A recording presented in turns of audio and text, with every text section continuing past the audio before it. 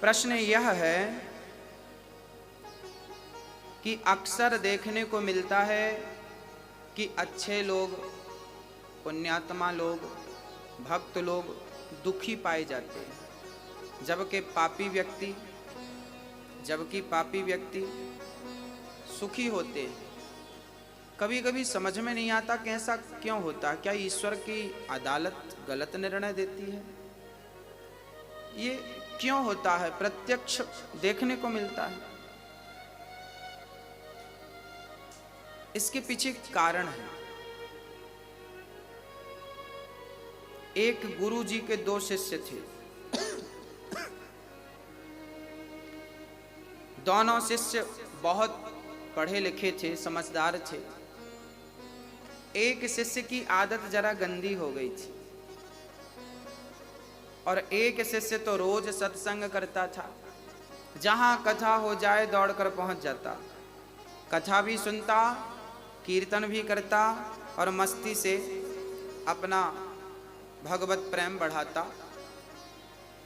एक तो सत्संग करता और दूसरा शिष्य जो था वो वैश्या के घर जाता था। वैश्या मुजरा करती थी ना, उसे बहुत अच्छा लगता था। जब वो नाचती थी, बहुत सुंदर थी ना वो वैश्या, उसे देखने के लिए लोगों की भीड़ लग जाती थी।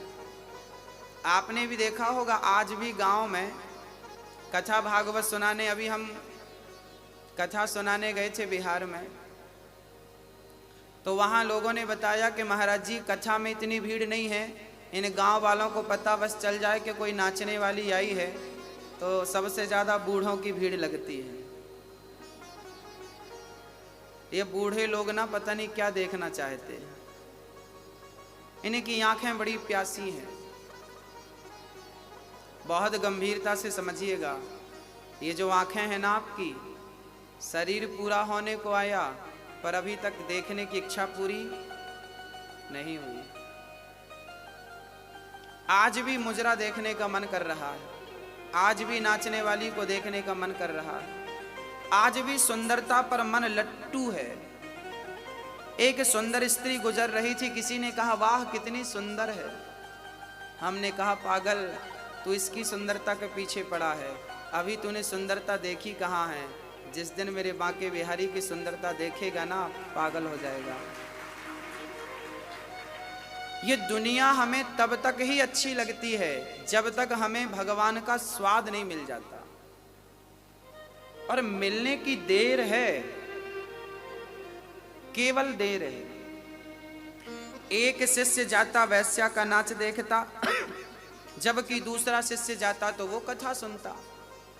एक दिन वैश्या के घर से लौट रहा था शिष्य, तो सिर्फ रास्ते में सोने से भरी एक पोटली प्राप्त हो गई। रास्ते में सोना मिल गया ढेर सारा।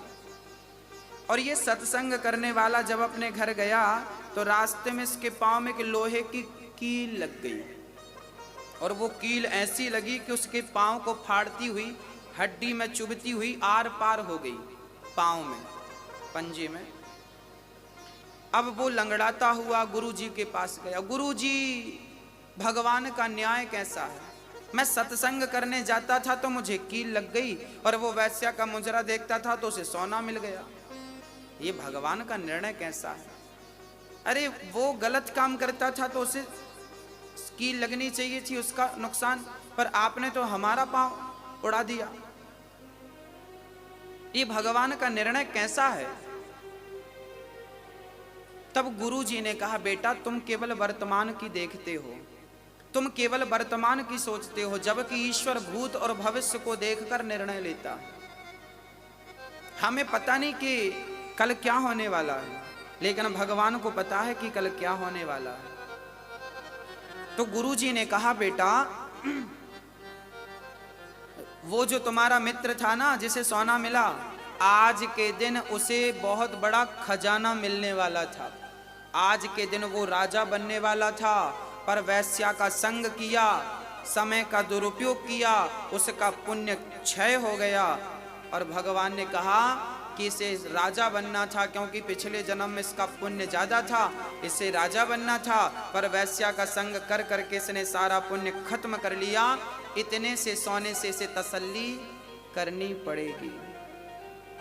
और तुम्हें आज के दिन तुम्हें मौत आने वाली थी, आज तुम्हारे जीवन का अंतिम दिन था, पर तुम भगवान की कथा से जुड़े थे, कीर्तन और सत्संग से जुड़े थे, तो भगवान ने आपकी मृत्यु को एक लोहे की कील में तब्दील कर दिया। ये परमात्मा का निर्णय है जो सब समझ नहीं पाते, सबके बस की बात नहीं है। जीवन में जब दुख आए, जीवन में मैं आपसे बात कर रहा हूं, आपके जीवन में जब कोई भी दुख आए तो समझ लेना कि ये आपकी बहुत बड़ी, आप यदि ईश्वर से जुड़े हैं तो आपका बहुत बड़ा संकट परमात्मा ने छोटा सा करके निकाल दिया। बहुत बड़ा संकट, ईश्वर का धन्यवाद हमें देना चाहिए, ईश्वर का शुक्रिया अदा करना चाहिए। कुछ भी हो सकता है, इसलिए हर व्यक्ति नेगेटिव ना सोचे, पॉजिटिव सोचे, सकारात्मक सोच रखे। जब आप अच्छा सोचते हैं तो आप अच्छे बनते हैं, आप नकारात्मक सोचते हैं आप बुरे बनते हैं।